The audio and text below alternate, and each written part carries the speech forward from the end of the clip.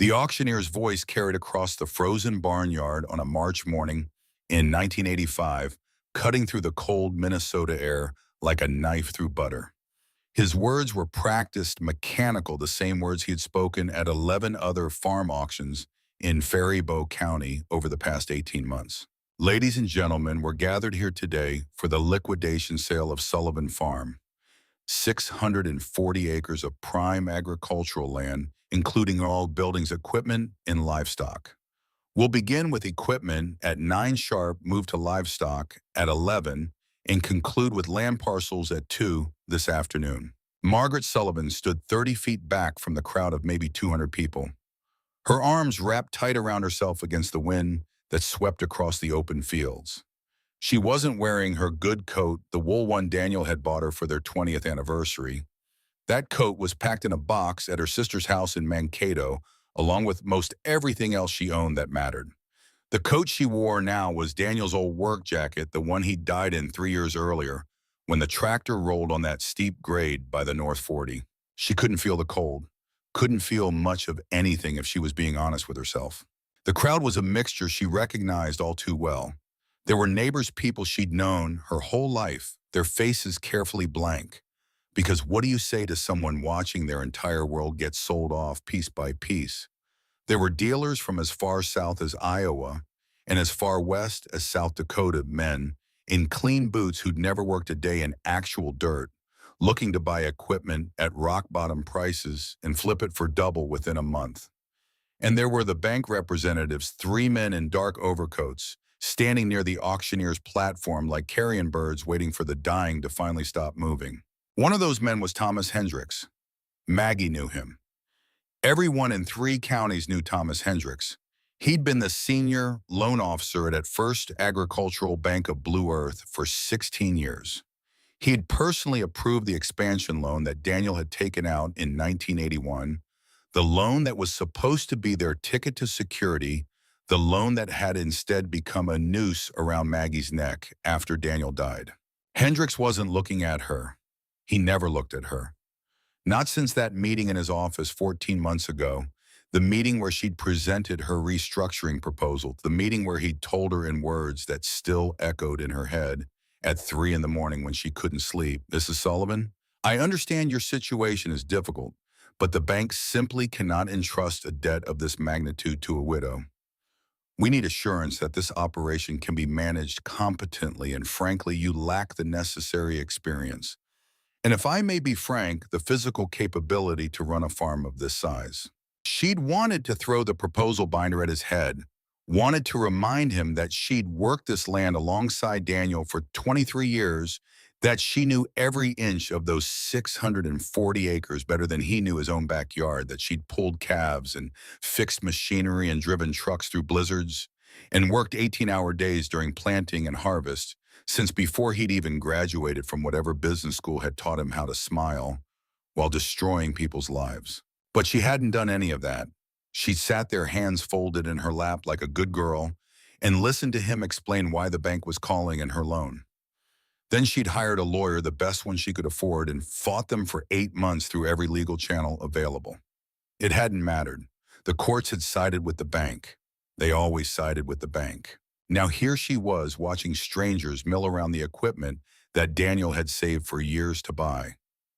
The John Deere 4440 that he'd been so proud of, that he'd brought home in 1979 and washed and waxed like it was a show car.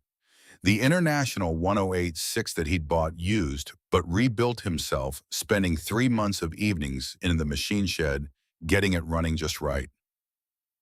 The 6-row planter that had cost them $38,000 new money they'd borrowed against future harvests, that had come in strong for 3 years running before the bottom fell out of grain prices. All of it about to be sold for pennies on the dollar. Mom Maggie turned. Her daughter Emma stood beside her, 13 years old and trying so hard to be brave. Maggie had told Emma to stay at her sister's, had told all 3 of her children to stay away from this, but Emma had insisted on coming. "You shouldn't have to be alone," Emma had said, and Maggie hadn't had the strength to argue. "I'm okay, sweetheart," Maggie said, which was a lie, but what else could she say? Emma slipped her hand into her mother's. Her fingers were cold. Can we go home after this? I mean to Aunt Carol's? Yes, we'll go right after. Will you ever? Emma stopped, swallowed hard. Will we ever come back here? Maggie looked out across the fields that rolled away toward the horizon. The fields that her grandfather had broken with a team of horses in 1919, that her father had farmed until his death in 1962, that she and Daniel had poured their lives into. The soil here was black and rich, the kind of soil that could grow in anything if you treated it right. Class A farmland, the government called it. The kind that didn't come up for sale often because families held on to it, passed it down generation to generation like a sacred trust. Except now it came up for sale every week. Somewhere in Minnesota, Iowa, Kansas, Nebraska. Every single week, another farm went under the hammer. I don't know, baby, Maggie said. I honestly don't know. The truth was worse than that. The truth was that in 6 months, maybe a year, this land would be sold again. The bank would take it today for a fraction of what it was worth right off the loss against their taxes, then turn around and sell it to some investor from Minneapolis or Chicago who wanted a tax shelter and didn't care about the people who'd lived here, who'd built their lives here. That investor would probably never even see the land in person. It would just be a line on a balance sheet, an asset to be managed by some farm management company that would rent it out to whoever bid highest. The land didn't care. The land would still be here, would still grow corn and soybeans and wheat for whoever owned the paper that said they controlled it. But the people who'd known it, who'd understood its moods and its needs, who'd walked every fence line and fixed every tile and known which fields drained fast after rain and which ones needed an extra day, those people would be gone. Maggie had tried to explain this to Hendricks during one of their meetings. This isn't just business to me, she'd said. This is my family's legacy, my children's inheritance. You're not just taking land, you're taking away their future. He looked at her with something that might have been pity if it hadn't been so condescending. Mrs. Sullivan, I understand this is emotional for you, but land is land. It doesn't disappear. Someone will farm it. Life goes on. She'd understood then that he would never get it. To him, land was just an asset class. He couldn't comprehend what it meant to have your hands in the same soil your grandfather's hands had touched to plant seeds in ground that held the bones of your ancestors, to know that every decision you made about crop rotation and conservation wasn't just about this year's yield, but about what you'd leave for the generations coming after you. Lot number 1, the auctioneer called out, his voice amplified by the portable sound system they'd set up. John Deere 1979, model showing 4,200 hours. We'll start the bidding at $12,000. $12,000. Daniel had paid $38,000 for that tractor 6 years ago. $12,000 was insulting. It was robbery dressed up in legal paperwork and auction procedures. Do I hear 12,000, 12,000 going once? A hand went up. One of the dealers. Got it at 12. Do I hear 13? Another hand. The bidding climbed slowly, painfully. Maggie couldn't watch. She turned away, stared instead at the old oak tree by the house, the one that had been there longer than any building on the property. Daniel had proposed to her under that tree. They'd been 18 and stupid, and so sure they could take on the world together. Maybe they had been stupid. Maybe she'd been stupid to think she could keep going without him. The tractor sold for $18,200. Maggie heard the auctioneer's hammer fall, heard the ripple of conversation through the crowd. The dealer who bought it would have it cleaned up and on his lot by Monday with a price tag of $28,000 or more. He'd probably already done the math, already knew his profit margin down to the penny. It went like that all morning. The International sold for $11,500, the planter for $1,800, the disc for $1,200. Each piece of equipment that sold felt like another piece of her heart being carved out and handed to strangers. Around 11:30, during a break before the livestock sale started, Maggie's son David found her sitting on the tailgate of their old Ford truck, the one that had been her father's before it was hers. David was 18, a senior in high school, already accepted to the University of Minnesota for the fall. He'd wanted to skip school to be here, but Maggie had forbidden it. Apparently, he'd skipped anyway. Mom. He sat down beside her close enough that their shoulders touched. She didn't have the energy to scold him for cutting class. Hey, baby, this is messed up. Yeah, they're stealing from you. You know that, right? This is theft, just legal. Maggie looked at her son, at the anger in his young face, at the helplessness he was trying to hide. I know, then why aren't you fighting? Why are you just letting this happen? The question hit harder than it should have, because she'd asked herself the same thing 1,000 times over the past year. I did fight, David. I fought as hard as I knew how. I hired lawyers. I filed appeals. I showed up to every meeting, every hearing. I did everything right. Then why? Because doing everything right doesn't matter when the system is designed to make you lose.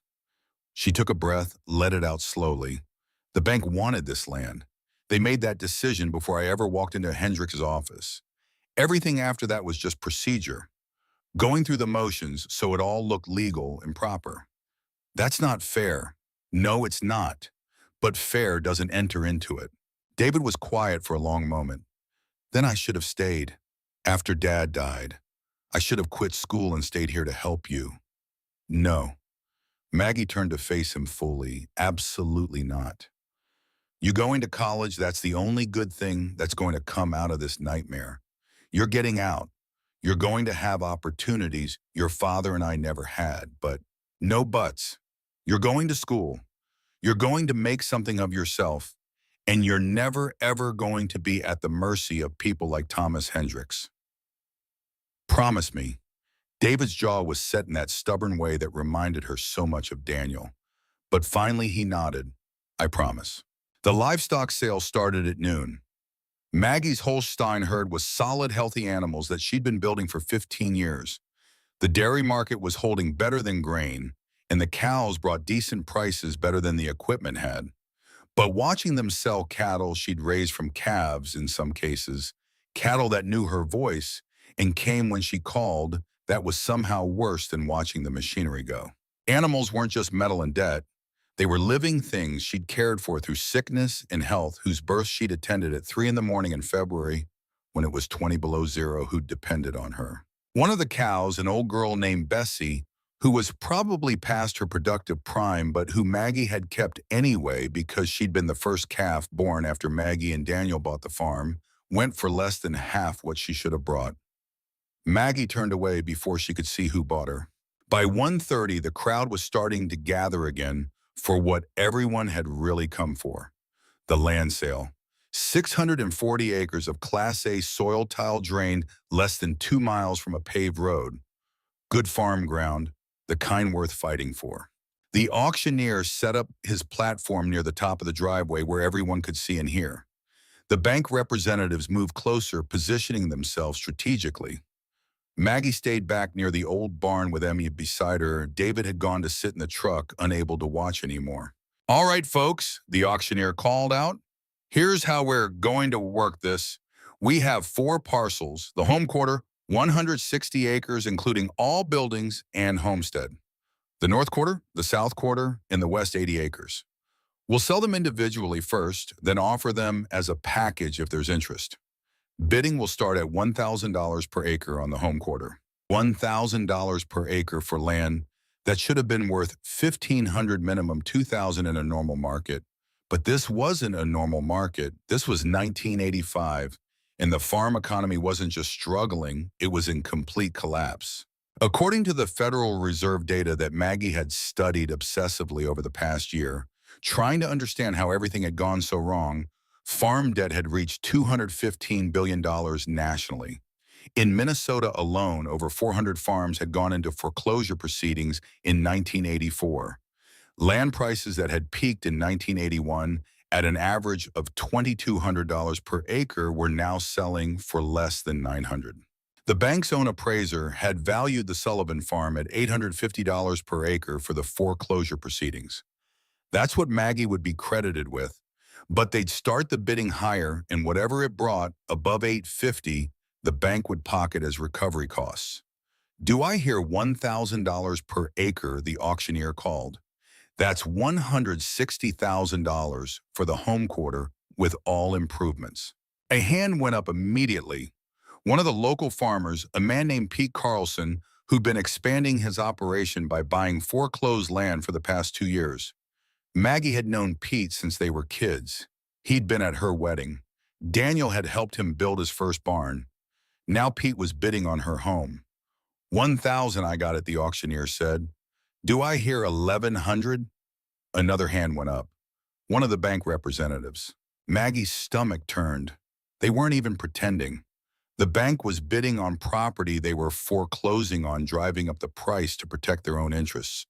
1,100, that's 176,000 total. Do I hear 1,200? Pete shook his head. Everyone in that crowd knew what was happening. You didn't bid against the bank. The bank had infinite money and no conscience. They could bid forever, and they would until they got what they wanted. Going once at 1,100 per acre.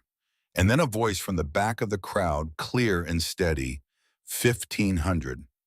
Every head turned. Maggie's breath caught. The voice belonged to Ellen Wade.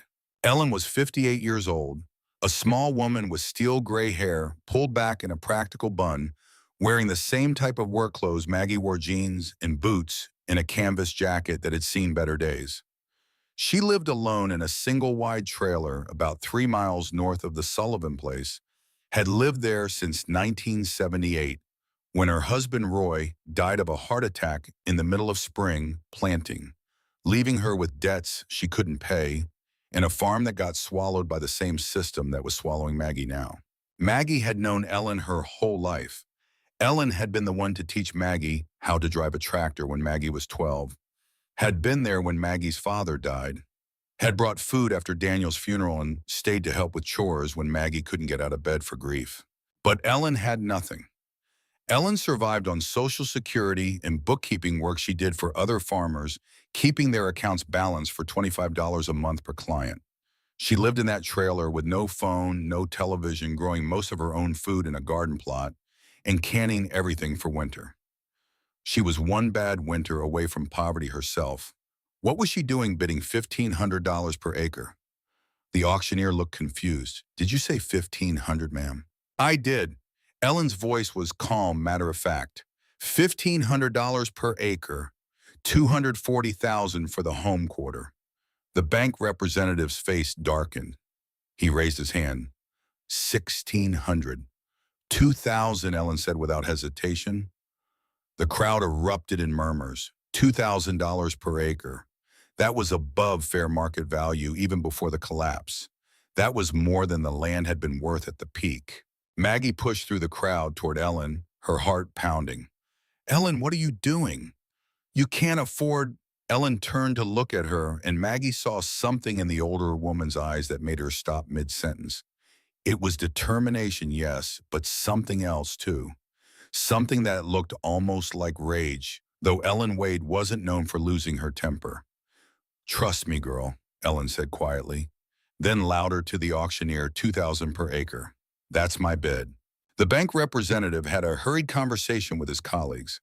His face was red, his movements sharp with anger. Finally, he looked back at the auctioneer and shook his head. He was conceding. The bank was actually backing down. Sold. The auctioneer's hammer came down. 160 acres to bidder number 47, Ellen Wade, at $2,000 per acre. The crowd's murmuring grew louder. Maggie stood frozen, unable to process what was happening. Ellen had just bought her farm. With what money and why? Why would Ellen, who had nothing, saddle herself with that kind of debt? But Ellen wasn't done. The North Quarter came up for bid. Ellen opened at 1,500. The bank countered at 16. Ellen went to 2,000 immediately. The pattern repeated for the South Quarter and the West 80 acres. Each time Ellen bid exactly $2,000 per acre, and each time the bank eventually backed down. By 3:15 that afternoon, Ellen Wade owned all 640 acres of the Sullivan farm. Total price $1,280,000. The crowd was silent now, the earlier murmuring replaced by shock. Everyone there was doing the same math. Ellen Wade had just obligated herself to over $1 million in debt in the worst farm economy since the Great Depression. This wasn't heroic. This was financial suicide. Maggie reached Ellen as the crowd started to disperse. Ellen, please tell me what you're doing. You'll lose everything. You know you can't afford this. Ellen pulled an envelope from her jacket pocket, plain white sealed. She held it out to Maggie. Open this when you get somewhere private, not here. Ellen, not here, Margaret. Ellen's voice was gentle but firm. Take it, read it, then come find me tonight. We'll talk then. Maggie took the envelope with shaking hands. It felt like it contained only a single sheet of paper, nothing more. Ellen turned away, heading toward the auctioneer's table to settle up. Maggie stood there holding the envelope like it might explode, her mind racing through possibilities, none of them making sense. People were starting to drift away now, the auction over heading to their trucks and cars. By dinner time, everyone in Faribault County would be talking about what Ellen Wade had done. Most of them would be saying she'd lost her mind. Emma appeared at Maggie's elbow. Mom, what just happened? I don't know, baby. I honestly don't know. They made their way back to the Ford. David was still in the cab, his head resting against the window. He looked up when they climbed in, his eyes red from crying. It's done, he asked. Yeah, Maggie said, it's done. She drove them to her sister Carol's house in Mankato, an hour and a half of silence, broken only by the sound of the truck's engine and the wind against the windows. Carol met them at the door, took one look at Maggie's face, and simply pulled her into a hug without asking any questions. Kids are in the TV room, Carol said when she finally let go. Go on, both of you. I made hot chocolate. Emma and David headed inside. Maggie stood on Carol's front porch, the envelope still clutched in her hand. The sun was setting now, painting the sky in shades of orange and pink that looked almost violent against the late winter landscape. You going to open that? Carol asked. Maggie's hands were shaking as she tore the envelope open. Inside was a single sheet of paper, lined notebook paper like you'd buy at any drugstore, covered in Ellen's careful, precise handwriting. Margaret, the farm is still yours. I bought it to keep the bank from getting it. Total cost, including auction fees, $1,287,400. I'm not selling it back to you. I'm signing it over to you directly. The land will be in your name by end of week. But before you start crying or arguing, you need to understand something. This money came from somewhere and it wasn't magic.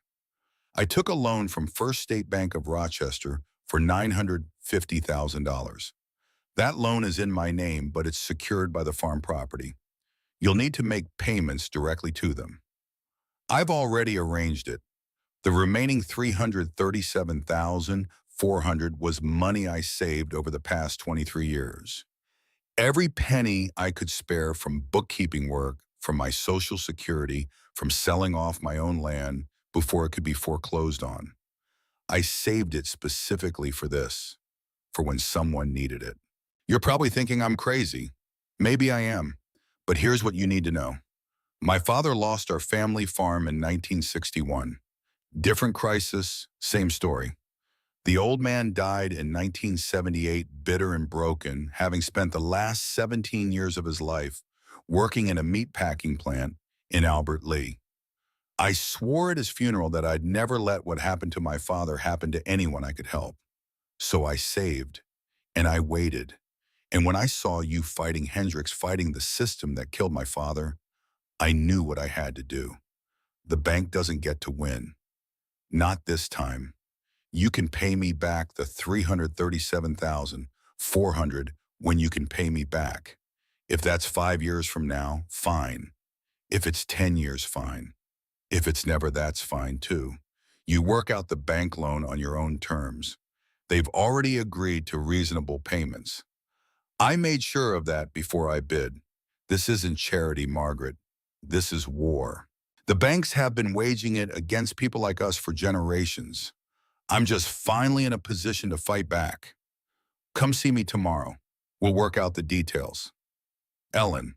Maggie read the letter 3 times. Then she sat down on Carol's porch steps, still holding the paper, and cried for the first time since this whole nightmare started. Not tears of grief this time, tears of something else.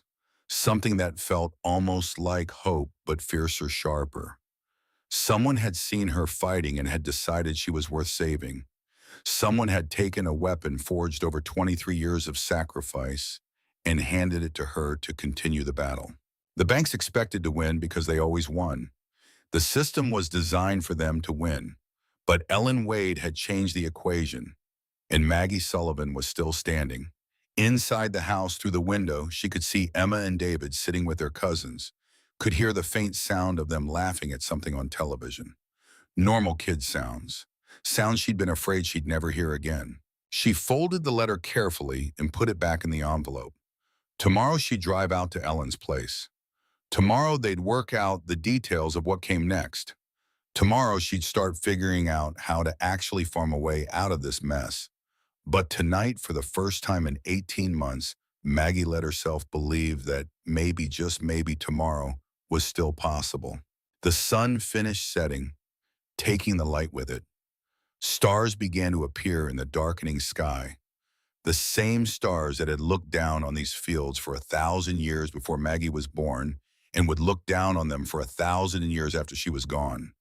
The land was still here, and so was she. That had to count for something. Maggie showed up at Ellen's trailer at 7 the next morning before the sun had fully cleared the horizon. The single wide sat on a small plot of land that Ellen owned outright, maybe 2 acres total, with a garden plot taking up most of the south side, and a small shed that had probably been for farm equipment before Ellen sold everything off. Ellen was already up sitting at a small table by the window with coffee and what looked like account ledgers spread out in front of her. She saw Maggie's truck pull up and was at the door before Maggie could knock. "You came," Ellen said, like there'd been any question. "Coffee, please." The inside of the trailer was small but scrupulously clean. Everything in its place. No television, Maggie noticed. No telephone. Just books, lots of books, lined up on shelves that someone had built along one wall. The furniture was old but well maintained. Everything about the space spoke to a life pared down to essentials. Ellen poured coffee into 2 mismatched mugs and gestured to the small table. "Sit. We got things to discuss." Maggie sat. She'd brought the letter, though she'd memorized every word. "I don't know what to say. Thank you doesn't even begin to." "Then don't say it.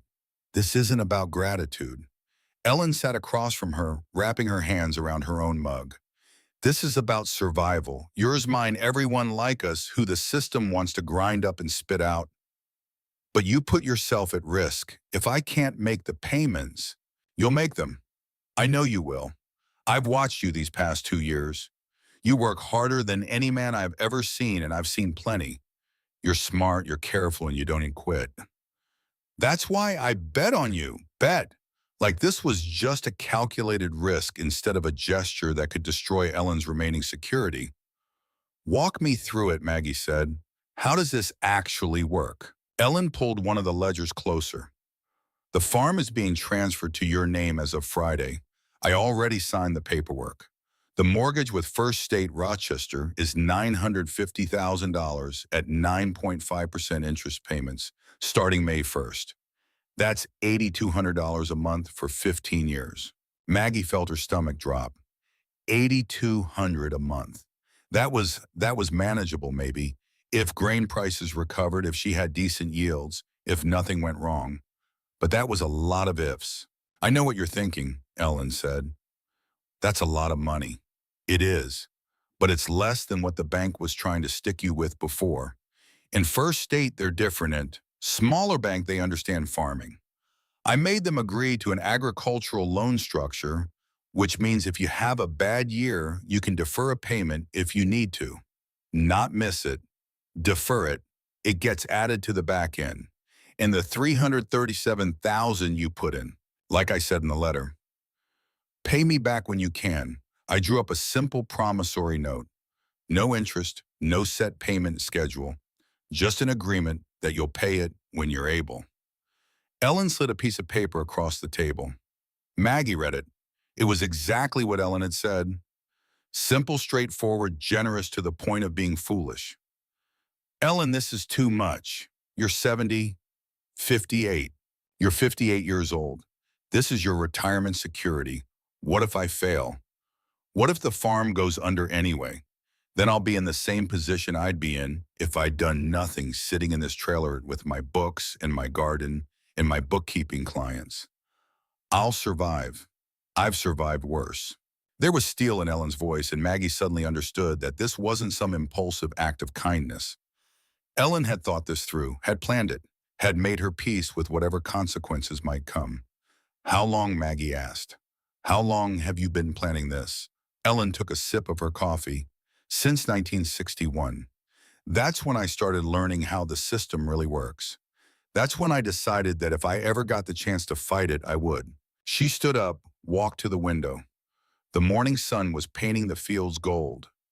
My father's name was Henry Draper. Good man, good farmer. Did everything right, same as you and Daniel. Then 1961 hit, cattle prices crashed, and the bank called his notes. We had 800 acres all paid for except for one operating loan he'd taken to buy a new combine. I remember, Maggie said quietly. I was young, but I remember when your family lost the farm. Do you remember what happened after? Maggie shook her head. The bank sold our land 3 months later to a doctor from Minneapolis. Sold it for 50% more than they paid at foreclosure. That doctor never set foot on the property. Hired a farm management company out of Iowa to handle everything. They rented the ground to 5 different farmers, pieced it all out. Ellen turned back to face Maggie. My father tried to get work. He was 53 years old, had farmed his whole life. Didn't know how to do anything else. Finally got hired at the meat packing plant in Albert Lea. Stood on a line, cutting the same piece off the same animal 8 hours a day, 5 days a week. Came home every night smelling like death and grease. She sat back down. He lasted 17 years. Heart attack took him in 1978 right there on the floor of that plant. My mother died 6 months later. Doctor said it was cancer, but I think it was just that she couldn't live in a world where my father had died like that. I'm so sorry. Don't be sorry. Be smart. Be tough. Be whatever you have to be to make sure that bank doesn't get to add you to their list of casualties. Ellen's eyes were fierce now. That's what this is about, Margaret. It's about making sure that what happened to my father doesn't keep happening. Someone has to fight back. I couldn't fight for him, but I can fight for you. Maggie felt tears starting and blinked them back. What do I do now? Now you go home and you farm. You plant in 6 weeks. You grow the best damn crop you've ever grown. You make those bank payments. You keep your kids fed and your equipment running. And you don't let anyone tell you that you can't do it. People are already talking. Pete Carlson came by Carol's last night, said half the county thinks you're senile for spending that much money, and the other half thinks I'm taking advantage of you. Ellen snorted. Let them talk. People always talk. Most of them are just scared that someone might actually win against the system they have all accepted as inevitable. Makes them uncomfortable to see someone try. They talked for another hour, going over details. The mortgage payments, the equipment that was left, the cattle that had been sold. Ellen had thought of everything. She'd even contacted a co-op willing to give Maggie seed and fertilizer on credit for spring planting based on Ellen's recommendation. As Maggie was getting ready to leave, Ellen walked her to the door. One more thing, she said. You're going to want to thank me. You're going to want to tell people how grateful you are, how much you owe me. Don't, but I do owe you. What you owe me is to succeed. That's all. You succeed, you prove that one farmer with determination can beat the system that's designed to crush us. That's thanks enough. Ellen put a hand on Maggie's shoulder. This isn't about me being some kind of savior. This is about both of us fighting the same war. Understand? Maggie nodded, not trusting herself to speak. She drove home to the farm that was somehow still hers and walked through the empty machine shed. The equipment was gone, sold off. The livestock barns were empty, but the land was still here. The house was still here and she was still here. She started the next day. First thing was to inventory what was left. The auction had taken most of the good equipment, but there was an old farmall tractor that hadn't been worth enough to bother auctioning off and a grain wagon that needed a new wheel bearing, but was functional. The small utility tractor they'd used for yard work was still there. Not much but enough to start with. She drove into town and talked to Dale Morrison at Morrison Implement. Dale had been Daniel's friend, had helped them buy most of their equipment over the years. He listened to Maggie's situation and agreed to rent her a planter and a disc for spring work. Pay me after harvest, he said. If the crop's good, we'll talk about payments. If it's not, we'll figure something else out. Small mercies. They added up. Emma and David came home from Carol's the next week. Jake, her youngest, at 10 years old, had been staying with Daniel's sister in Fairmont, getting the kids back together, back in their own rooms that felt like the first step toward normal. We really get to stay, Jake asked the first night, standing in the living room like he didn't quite believe it was real. We really get to stay, Maggie confirmed. That night, lying in bed in the room she'd shared with Daniel for 23 years, Maggie allowed herself to feel something like hope. The road ahead was going to be brutal. She knew that. But it was a road and she was on it. The first real problem came in early April when she was preparing the fields for planting. She started the farmall one morning and immediately knew something was wrong. The engine sounded rough and there was an ugly knocking sound that hadn't been there the day before. She shut it down, popped the hood. Her knowledge of engine repair was decent, but not expert. That had always been Daniel's domain. She could change oil, replace filters, handle basic maintenance.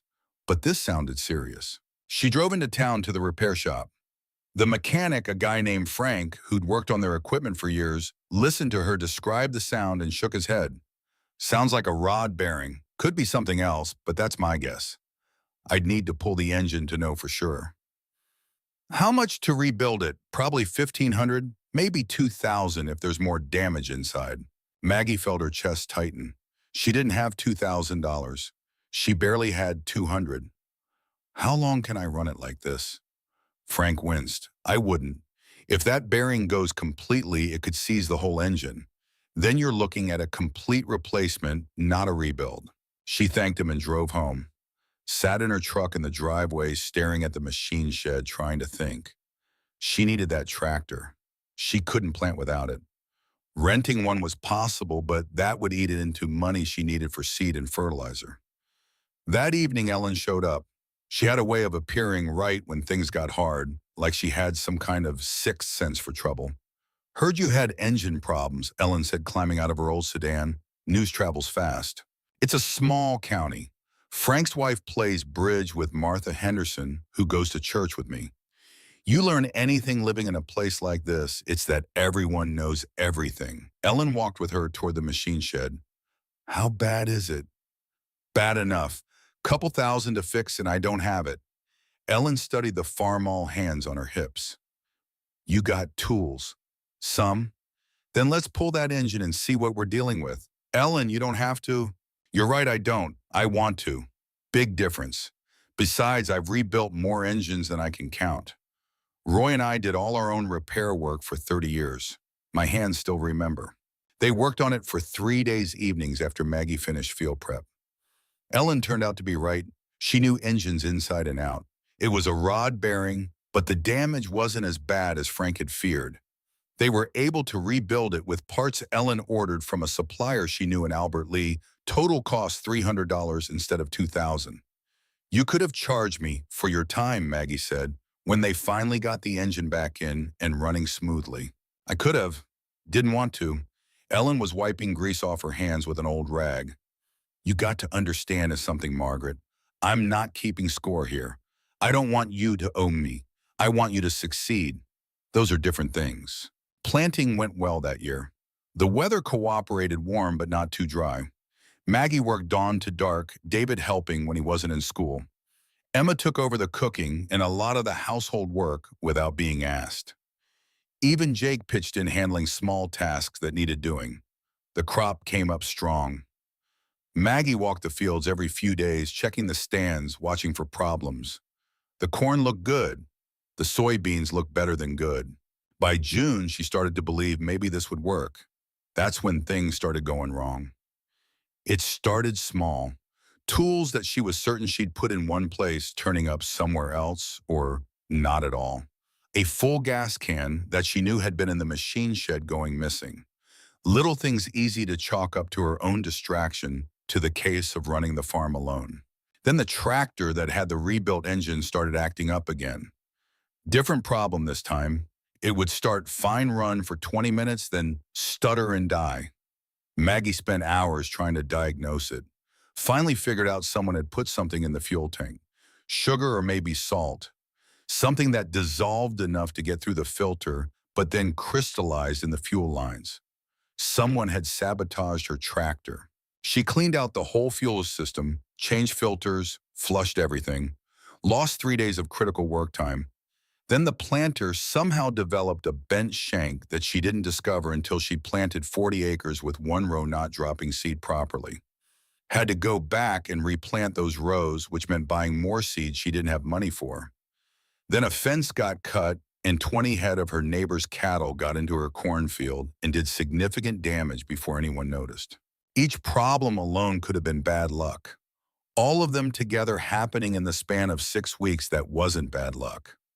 That was deliberate. Maggie drove to Ellen's place after the cattle incident, furious and scared in equal measure. Ellen listened to the whole story, her face darkening.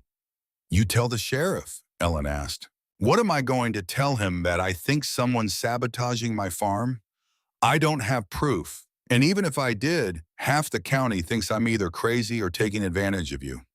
Who's going to believe me? What about cameras? With what money? Ellen, I can barely afford seed and fuel." Ellen was quiet for a long moment. Then, "This is Hendricks. Has to be. What?" "Thomas Hendricks. Think about it. He wanted this foreclosure to go through, wanted the bank to get this land cheap so they could flip it. You staying in business, you making your payments, that embarrasses him. Makes him look bad, makes the bank look bad. But Hendricks doesn't work for the bank anymore. I heard he retired last year." Retired? Ellen's laugh was bitter. He didn't retire. He got quietly pushed out when too many of his foreclosures started raising questions. But you know what he did before he left? He bought up a bunch of foreclosed properties himself, through an LLC, not his own name, probably using information he had access to as a loan officer. Maggie stared at her. "How do you know this?" "Because I've been paying attention, been keeping records, been tracking which properties get foreclosed and who ends up with them. Started doing it in 1982 when I saw the pattern developing." Ellen went to a filing cabinet in the corner of the trailer, pulled out a thick folder. "Hendricks owns directly or through that LLC 11 farms in 3 counties. All of them foreclosed properties he had some hand in processing." Maggie took the folder, flipping through it. Ellen had documentation, property records, articles of incorporation. It was meticulous. "This is Ellen, this is serious. If he's using inside information from the bank, it's illegal." "I know. But proving it is another matter. And even if we could prove it, who's going to prosecute? The county attorney is a golfing buddy of Hendricks. The state AG has bigger fish to fry. So what do we do?" Ellen sat down heavily. She looked older, suddenly tired. "I don't know, but we can't let him win. If he can sabotage you into failure, he'll do it to anyone else who tries to fight back." They sat in silence for a while. Then Maggie said, "We need proof, real proof. Photos, witnesses, something concrete. You thinking of staking out your own farm?" "I'm thinking of asking for help. There are people in this county who know what's right and what's wrong. People who might be willing to watch, to document. That's a risk. You start making accusations, you start telling people your suspicions, word will get back to whoever's doing this. Could make things worse. Could make things better. Could make them think twice if they know people are watching." Maggie went home and called a few people she trusted. Marcus DuPont, who farmed the section east of her. Sarah Kowalski, who ran the grain elevator in town.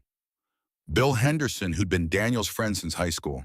She told them what was happening, told them what she suspected, asked if they'd be willing to help keep an eye on things. All three agreed. For 2 weeks, nothing happened. The sabotage stopped. Maggie started to relax, started to think maybe just having people watch had been enough to scare off whoever was responsible. Then on a Tuesday morning in late July, her main grain bin collapsed. Not fell over, collapsed. The support structure buckled, and the whole thing came down like something had weakened the foundation. Thousands of bushels of stored grain from last year's harvest grain she was counting on to sell for cash flow buried under twisted metal. Maggie stood looking at the wreckage, feeling something inside her break. This wasn't small-time harassment anymore. This was tens of thousands of dollars in damage and lost grain. Marcus DuPont drove over within an hour of hearing about it. He walked around the collapsed bin examining the foundation. Then he crouched down and pointed. See this? The concrete's been drilled. Someone put holes in your foundation and filled them with something. Probably hydraulic cement so it wouldn't be obvious at first glance. But over time, especially with the weight of the grain, the structure would weaken and fail. That's crazy. That's... Maggie couldn't finish the sentence. That's criminal, Marcus said flatly. That's attempted murder, frankly. If someone had been in that bin when it collapsed, they'd be dead. They called the sheriff. He came out, looked at the damage, took some photos. Listen to Maggie explain about the previous incidents. His face was carefully neutral. Mrs. Sullivan, I understand you have been under a lot of stress. Farming alone is hard, and with the economy the way it is. Don't, Maggie said. Don't patronize me. Look at those drill holes. That's deliberate. Someone did this on purpose. I see the holes. But proving who did it, or even that they were done maliciously versus being some kind of previous repair work, that's another matter. Previous repair work, that's ridiculous. I'll file a report. If we get any leads, we'll follow up. But without witnesses or evidence pointing to a specific individual, there's not much I can do. After he left, Marcus put a hand on Maggie's shoulder. Want me to make some calls? I know some guys who wouldn't mind having a quiet conversation with anyone we suspect. No, thank you, but no. That makes us as bad as whoever's doing this. Sometimes bad is what it takes. Not this time. Not yet. That night, Ellen showed up again. She took one look at the collapsed bin, and her expression went cold in a way Maggie had never seen before. This ends now, Ellen said. I don't know how to end it. The sheriff won't help. I can't prove anything. Then we force them into the open. We make it so expensive, so risky, so public that they have to stop. How Ellen pulled out a piece of paper. We're calling a town meeting. We're going to lay out everything that's happened. We're going to show people the pattern of foreclosures and who's profited from them. We're going to make this so public that Hendricks won't be able to hide anymore. That's insane. He'll sue us for defamation. Let him try. Truth is a defense. And I've got the truth documented in ways that would hold up in court. Ellen's eyes were fierce. I spent 23 years collecting this information, Margaret. Time to use it. They scheduled the meeting for the following Thursday at the community center.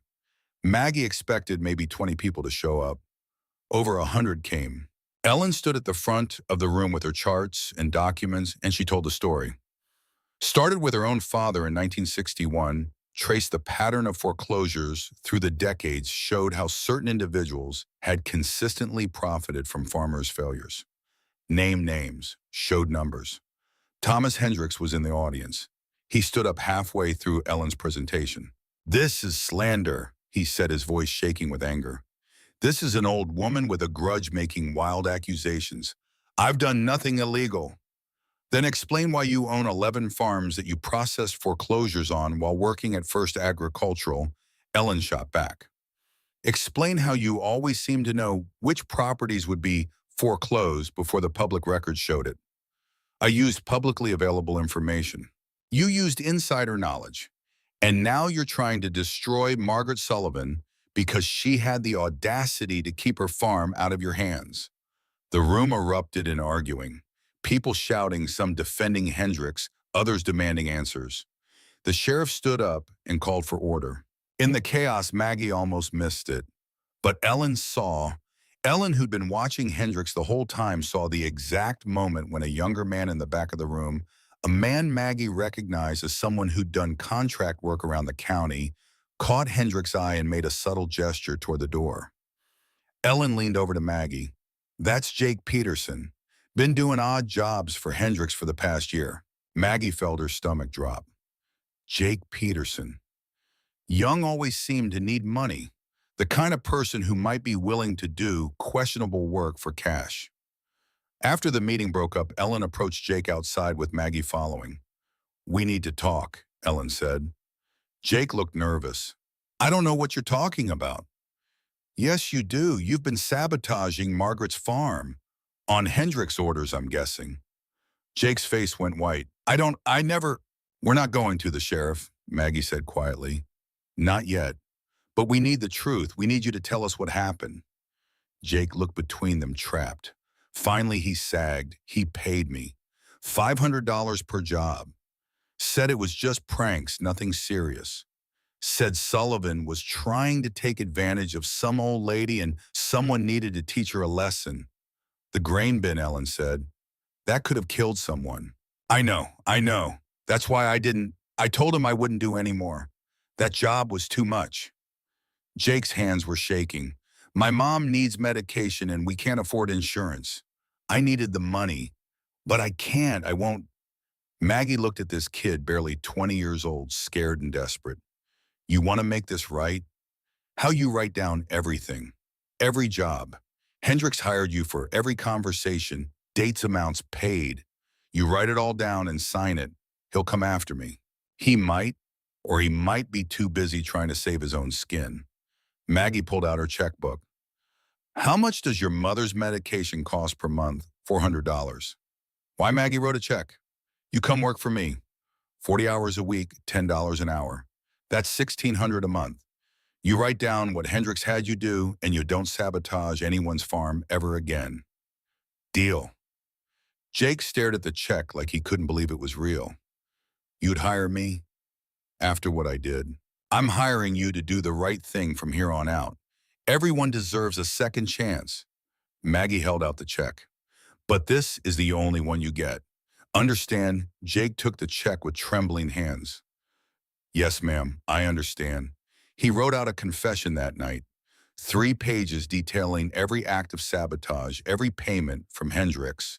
He signed it, dated it, had it notarized. Ellen made copies, sent one to the county attorney, sent one to the state attorney general, sent one to the Minneapolis Star-Tribune. The newspaper ran the story 6 days later. "County farmer caught in sabotage scheme." The article detailed Hendricks's property acquisitions, Jake Peterson's confession, the pattern of foreclosures. Hendricks hired lawyers, threatened lawsuits. But the evidence was solid. The county attorney opened an investigation. The FBI got involved because of potential federal fraud related to agricultural loans. It took 8 months, but eventually Hendricks was charged. He pleaded guilty to lesser charges to avoid trial. Lost his property holdings, paid fines, served 18 months in federal prison. But the damage to Maggie's farm was done. The lost grain, the damaged equipment, the time spent dealing with all of it instead of farming. She made her mortgage payment that year, but barely. The reserve she'd built up was gone. And Ellen, who'd put so much of herself into this fight, was exhausted in a way that went beyond physical tiredness. "I'm sick," Ellen told Maggie in December of 1987.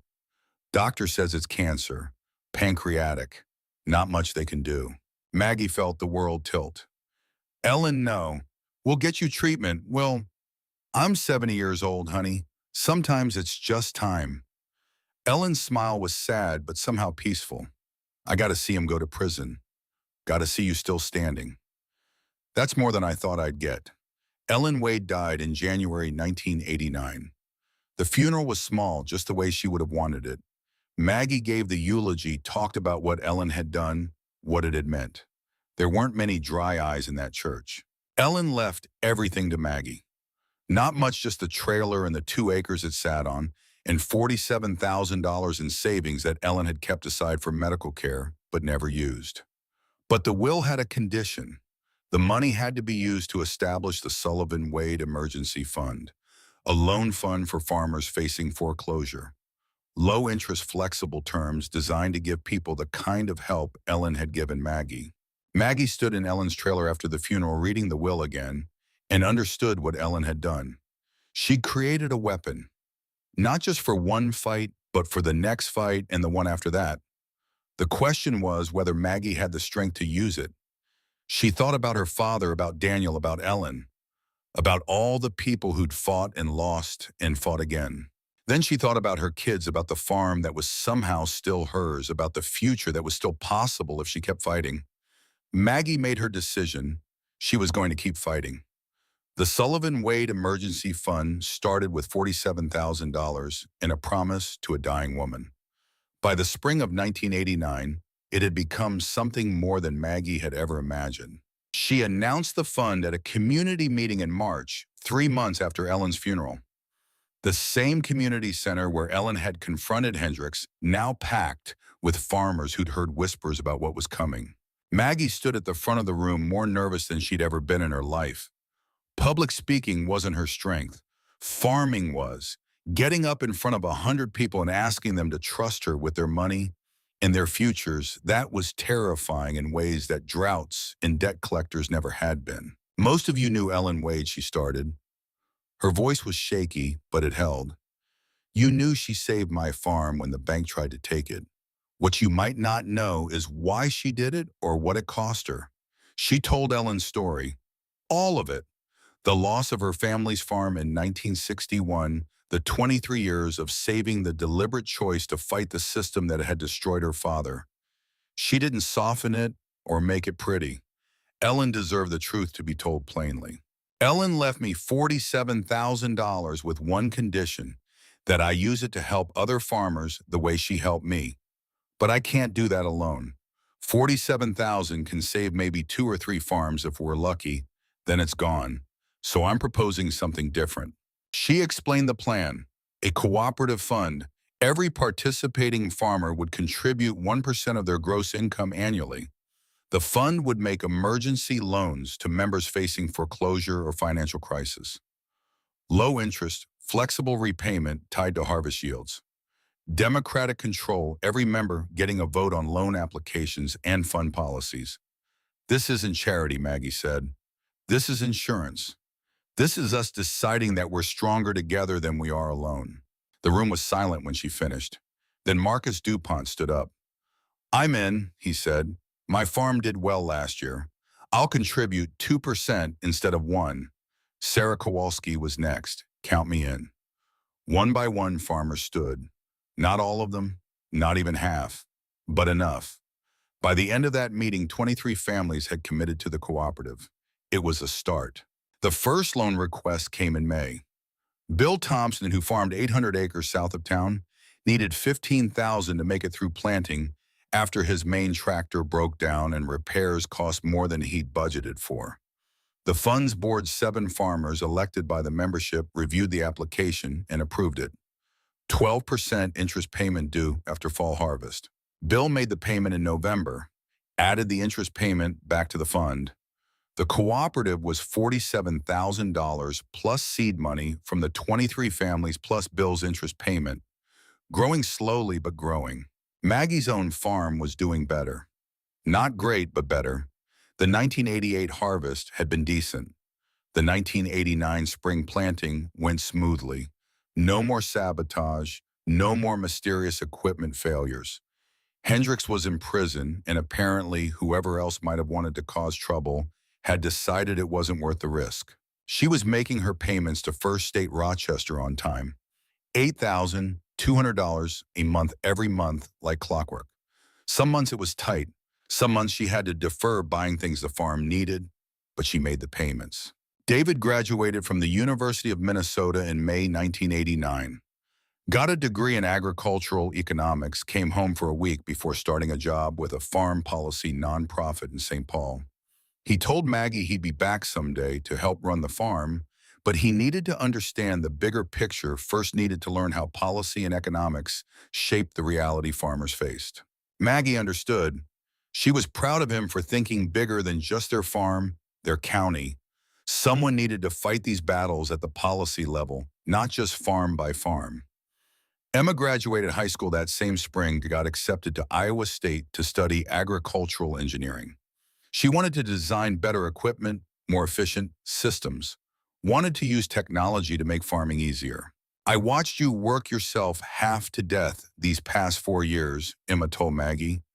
There has to be a better way. I want to help find it.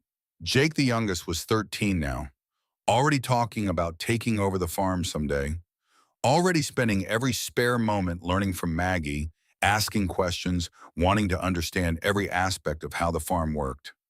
Maggie's children were thriving. That alone felt like victory. But the broader agricultural economy was still struggling.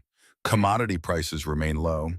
Interest rates were coming down from their peaks, but were still high enough to crush farms that were too leveraged. Foreclosures continued, though not at the crisis pace of the mid-'80s. The Sullivan-Wade Fund grew. By the end of 1989, it had 67 member families and had made loans to 8 farms. Every one of those loans had been repaid. The fund now had just over $90,000 in assets. Maggie was approached by a reporter from the Minneapolis Star-Tribune in January 1990. He'd heard about the fund and wanted to write a feature story. People need to know there are alternatives, the reporter said. His name was James Mitchell, young guy, maybe 30 years old, earnest, in the way journalists who haven't been beaten down by the job yet are earnest. They need to know that farmers are finding ways to fight back to help each other. The article ran in March. Farmers create safety net after banks fail them. It was a good piece, fair and accurate. Quoted Maggie quoted several fund members explained how the cooperative worked. The response was overwhelming. Within 2 weeks, Maggie received letters from farmers in Wisconsin, Iowa, Kansas, Nebraska, all of them wanting to know how to start similar funds in their communities, all of them looking for a way to fight the same battles. Maggie spent her evenings that spring writing back to every single person who contacted her, sent them copies of the fund's bylaws, explained how they'd structured things, offered whatever advice she could. It was during this time that she realized the fight wasn't just about her farm anymore. Maybe it never had been, really. Ellen had seen that from the beginning. This was about changing how farmers related to each other, how they approached crisis, how they chose to survive. In June 1990, Maggie got a call from a farmer named Robert Carlisle in Howard County, Iowa. He'd read the article, started a cooperative fund in his county, and now they were facing a situation where they needed to help a farmer whose debt was bigger than their fund could handle alone. "Would your fund be willing to partner with ours?" Robert asked. "Pool resources for this one case." Maggie took the question to the board. They discussed it for 2 hours. It was a risk lending money outside their own membership, relying on another organization's vetting process, but it was also an opportunity to prove the model could work beyond a single county. They voted to approve it. 5 in favor, 2 against. The joint loan worked. The Iowa farmer made his payments. The 2 cooperatives split the interest. More importantly, they'd proven that the model could scale. By the end of 1991, there were 14 cooperative farm funds in 5 states, all modeled on the Sullivan-Wade structure. They'd formed a loose alliance, sharing information and occasionally pooling resources for large loans. Maggie's own mortgage was getting easier to manage. Grain prices had stabilized. Her yields were consistent. She'd been able to buy some used equipment, upgrade a few things.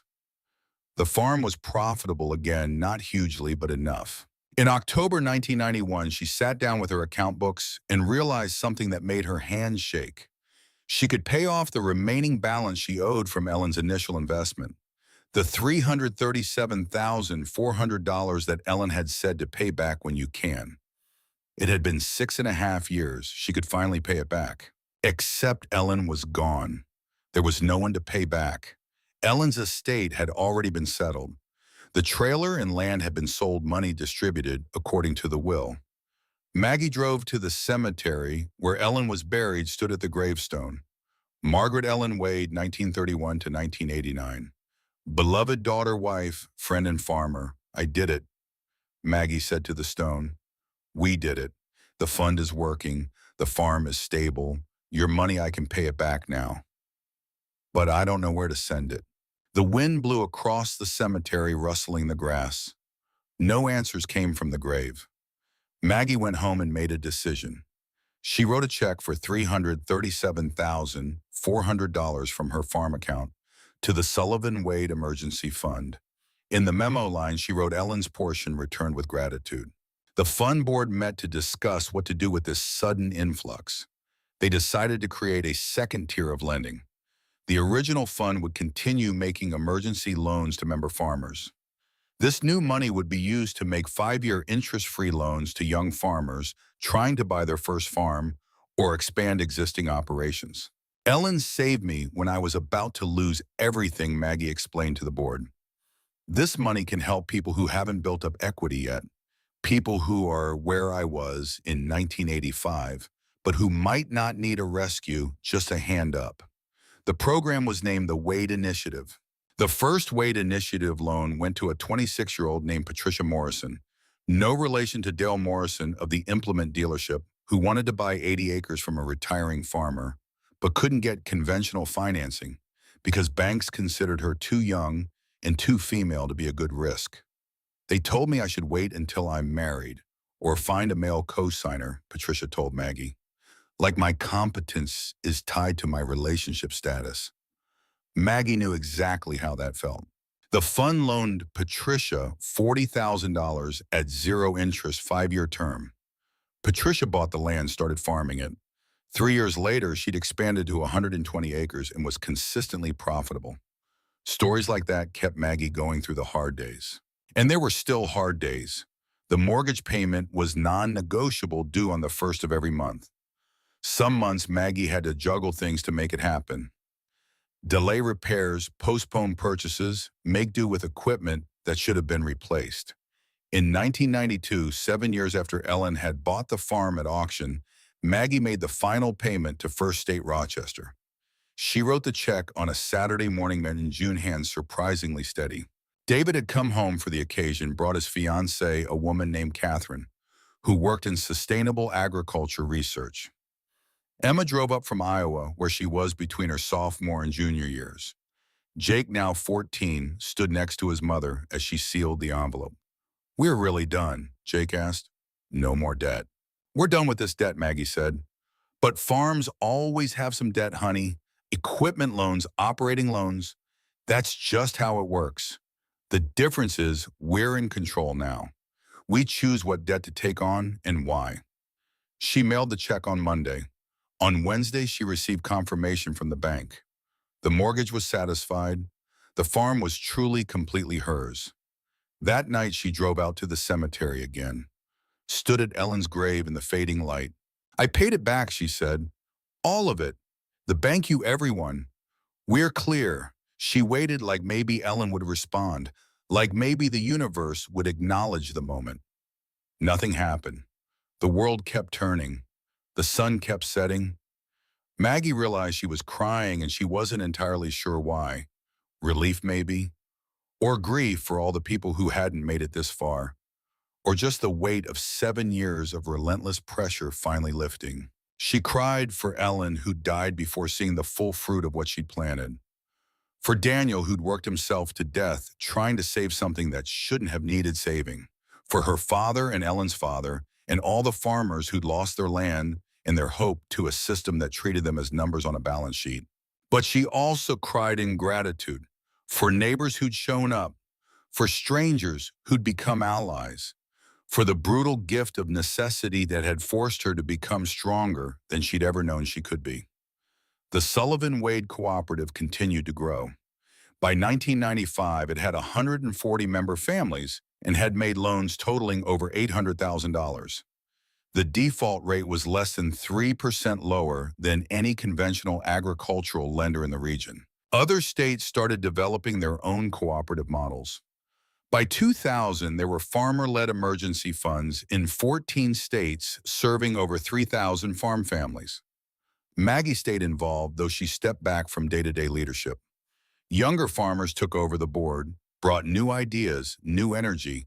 She served as an advisor, someone who'd been through the worst and survived. David came back to the farm in 1997, brought Catherine with him.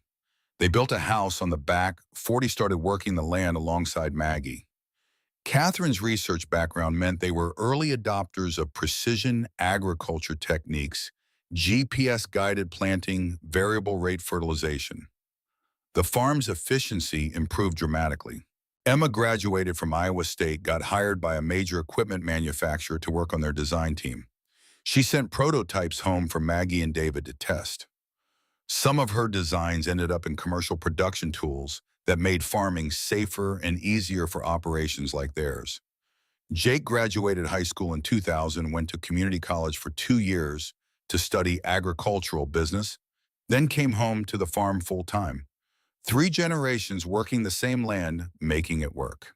In 2010, the Sullivan Farm celebrated its 100th anniversary. 4 generations since Maggie's grandfather had broken the first furrow in 1919. Somehow, against all odds, it had survived. They held a celebration in July. Over 300 people came. Farmers from across the region, people Maggie had helped through the cooperative young farmers who'd received Wade Initiative loans, reporters who'd covered the story over the years. Thomas Hendricks was not invited. He'd gotten out of prison in 1991, moved to Arizona, and as far as anyone knew, had never come back to Minnesota. Good riddance. At the celebration, Maggie was asked to speak. She'd been dreading this, knowing it was coming, but still not ready for it. She stood in front of the crowd, looking out at faces young and old, at farmers who'd fought their own battles and won at the land rolling away behind them, green and fertile under a summer sky. Ellen Wade taught me something, Maggie said. She taught me that we don't save farms, we save each other. And when we save each other, the farms save themselves. She talked about 1985, about standing at her own farm's auction, thinking it was over. About Ellen's envelope and the 7 years of work that followed. About the sabotage and the fight and the cost of winning. I'm not a hero, she said. Ellen was the hero. She chose to fight when she could have stayed safe. She spent 23 years preparing for one battle and she won it. But then she asked me to keep fighting. And that's what the cooperative is. That's what all of you represent. You're the continuation of a fight that started long before any of us were born and will continue long after we're gone. She paused, looking for the right words. The system that tried to take this farm in 1985, that system is still out there. Banks still foreclose. Markets still crash. Droughts still happen. The fight isn't over. It's never over. But we don't have to fight alone. That's what Ellen knew. That's what she gave me. And that's what I hope we've given each other through the cooperative. The crowd was silent. Then someone started clapping. Then everyone was clapping, standing, the sound washing over Maggie like a wave. She'd spent 30 years, more than half her life, working this land, had buried her husband here, raised her children here, fought battles here that should have broken her. But she was still standing. The farm was still here, and that mattered. In 2015, Maggie was approached by a documentary filmmaker who wanted to tell the story of the farm crisis and the cooperative movement that had emerged from it. She agreed on the condition that Ellen's story be told accurately, fully, without sentimentality or simplification. The documentary came out in 2017. It won some awards, played at festivals, ended up on streaming services. Maggie got letters from people all over the country who'd watched it and wanted to start their own cooperatives. She answered every letter same as she had 27 years earlier. Sent information, offered advice, encouraged them to adapt the model to their own communities. In June 2019, David and Catherine and Jake sat down with Maggie at her kitchen table, the same table where she'd read Ellen's letter in 1985. Mom, David said, "We need to talk about transition planning." Maggie was 75 years old. She still worked the farm every day, still kept her hand in everything. But she knew what they were saying. It was time. "I know," she said. "I've been thinking about it." They worked out the details over the next few months. Maggie would transfer ownership to the three of them, David and Catherine and Jake. They'd form an LLC, keep the farm in the family, but structure it so the next generation could take over without the kind of debt crisis that had nearly destroyed it. The transfer happened on March 15th, 2020, 35 years almost to the day after Ellen Wade had stood in that barnyard and changed everything. They held a small ceremony, just family and a few close friends. Maggie signed the papers transferring the land she'd fought so hard to keep. Jake, now 33, and with a wife and 2 kids of his own, took her hand after the signing. "Thank you," he said, "for not giving up, for fighting, for teaching us what it means to really work for something. Thank you for wanting it," Maggie said, "for caring about it. That's what keeps it alive." That evening, Maggie drove out to the cemetery one last time. Ellen's grave was still there, well maintained. Maggie had made sure of that. "I did it," she told the stone. 35 years. We made it. The farm is safe. The kids are taking over. The cooperative is still going. We won. She sat down on the grass next to the grave, ignoring the fact that her knees would hate her for it later. "I wish you could have seen it all," she said. "Wish you could have met David and Catherine and Emma and Jake and the grandkids. Wish you could have seen what you started." The sun was setting, painting the sky in those same violent oranges and pinks that she remembered from that first night after the auction. The night she'd read Ellen's letter and decided to keep fighting. "The system's still broken," Maggie said. "Young farmers still can't afford land. Prices are still unstable. Corporate farms are buying up everything. But there are 340 families in the cooperative now, 14 state chapters, over $5 million in emergency loans made since we started, 97% repayment rate." She smiled. "We didn't change the world, but we changed our corner of it. We proved it's possible to fight back, to choose each other over the system. That's something." The wind picked up, rustling through the oak trees that lined the cemetery. Maggie stayed until the sun had fully set and stars started appearing in the darkening sky. Then she drove home, to the farm that was no longer legally hers but would always be hers in the ways that mattered, to the land that had nearly broken her and then made her stronger than she'd ever imagined she could be. The house was lit up when she pulled in, David and Catherine and Jake and the grandkids all inside, probably wondering where she'd gone. She could hear laughter through the open windows. 4 generations. From her grandfather who had broken the first furrow to her father, who'd kept it going, to Daniel and herself, who'd nearly lost it to her children, who'd helped save it to her grandchildren, who'd inherit not just land, but the knowledge that it was worth fighting for. Ellen Wade had taught her that you don't save farms, you save people. And when you save people, they save each other. The land would still be here long after all of them were gone. The question was, who would work it, who would love it, who would understand that it was more than just an asset on a balance sheet?